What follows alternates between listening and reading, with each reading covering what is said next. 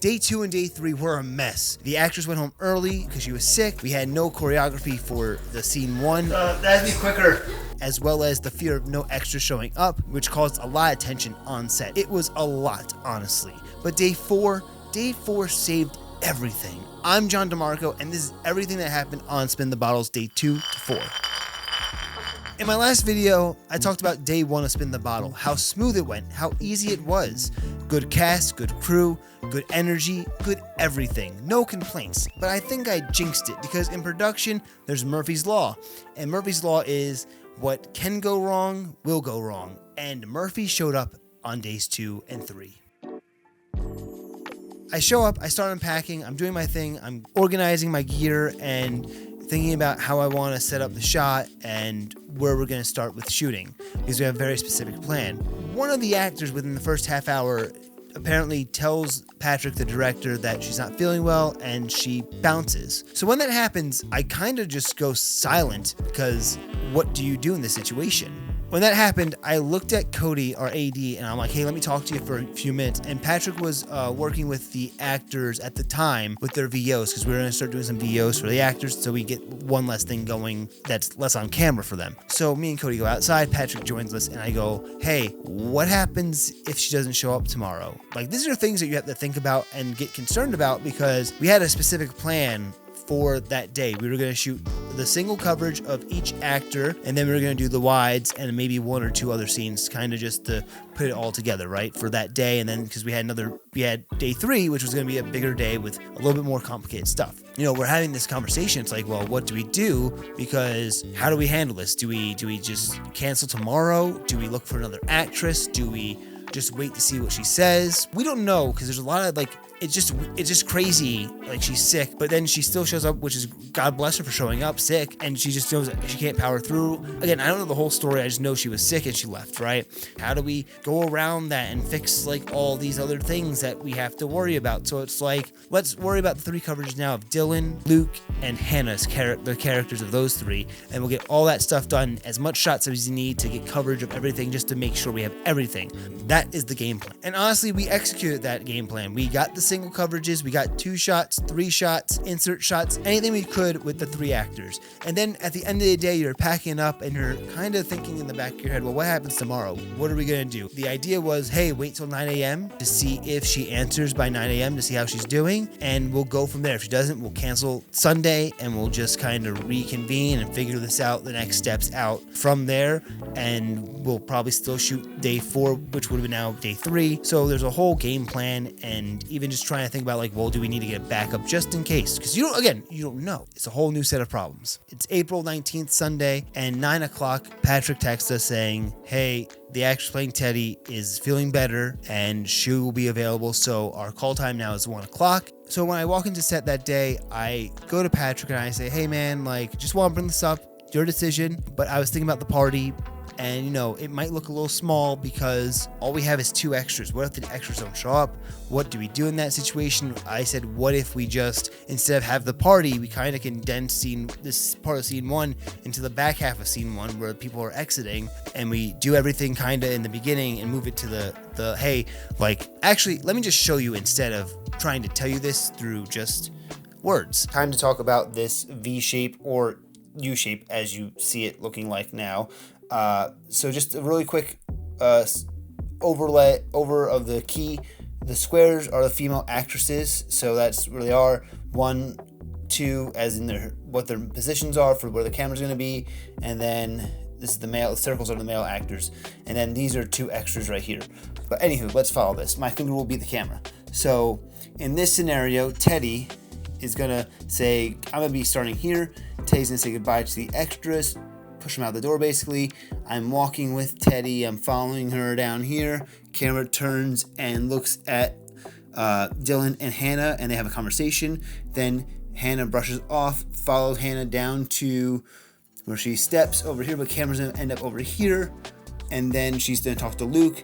Now, when they're talking, Luke goes, do you love me? So when he says that, that's Teddy's cue to walk over and land in this spot.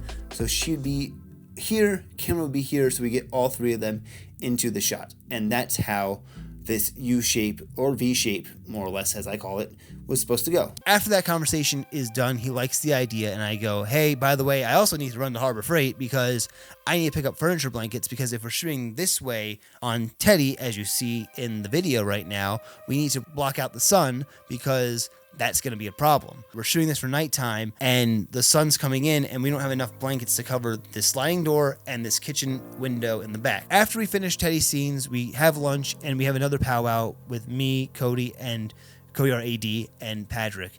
And we talk about the party scene again and kind of go over it. And then the suggestion is made about, hey, let's change it to a wide, and then like 1 or 2 like close-ups or whatever, which might be easier. And I'm like, okay, we'll do that. That's fine. And even before then too, forgot to mention, I talked to Patrick and I was asking him about it in the script. Like when Hannah says, I love you in the beginning, does she hesitate or does she say it right away? He goes, no, she hesitates. So I'm like, well, what if Teddy cuts her off? Right? So this is going to be important.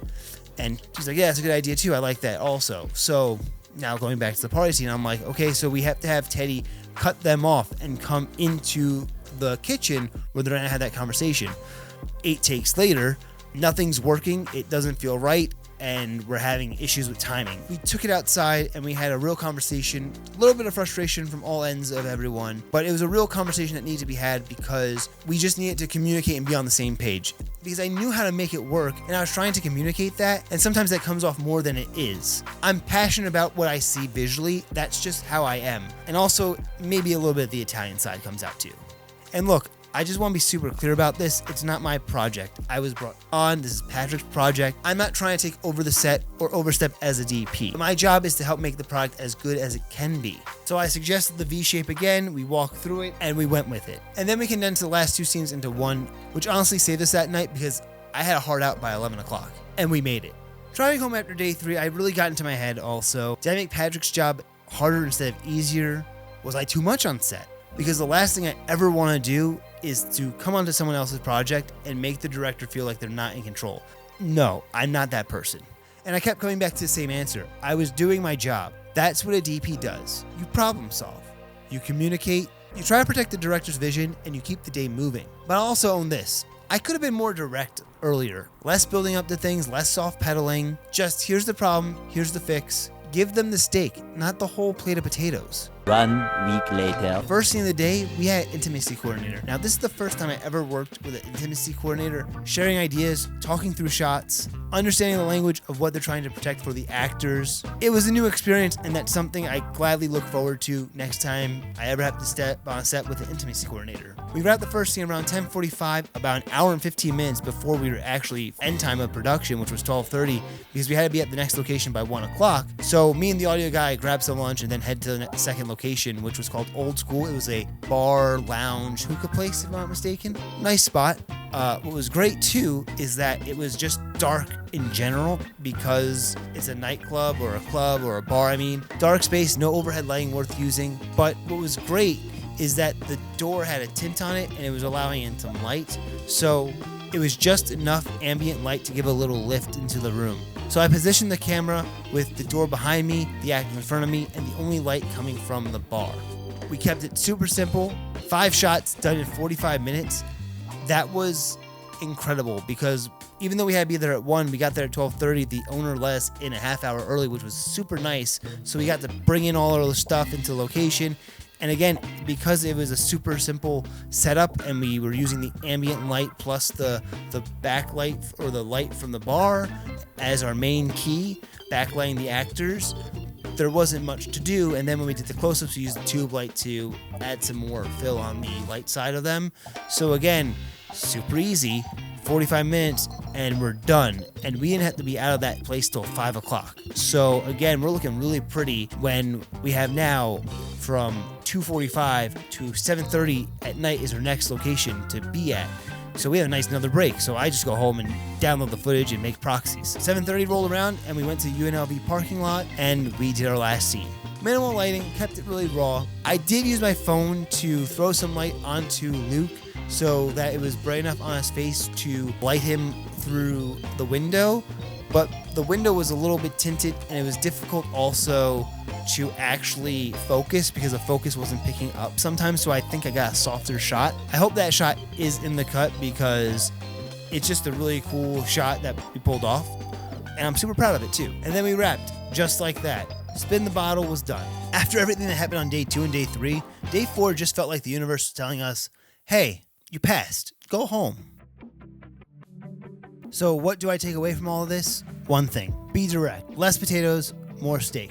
On set, when I have an idea or see a problem, I don't need to build a whole case for it. I just need to say it clearly and give the director room to decide.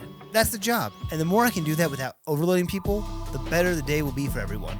I always say be like Batman, have a plan for everything. But Batman knows how to say things in 3 words instead of 20.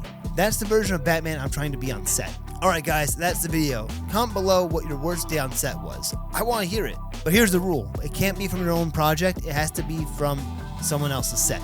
Because next time, I'm going to talk about the worst set I ever bid on. And I was only there for a day because the night I got home from set, I had food poisoning. So yeah, that's coming.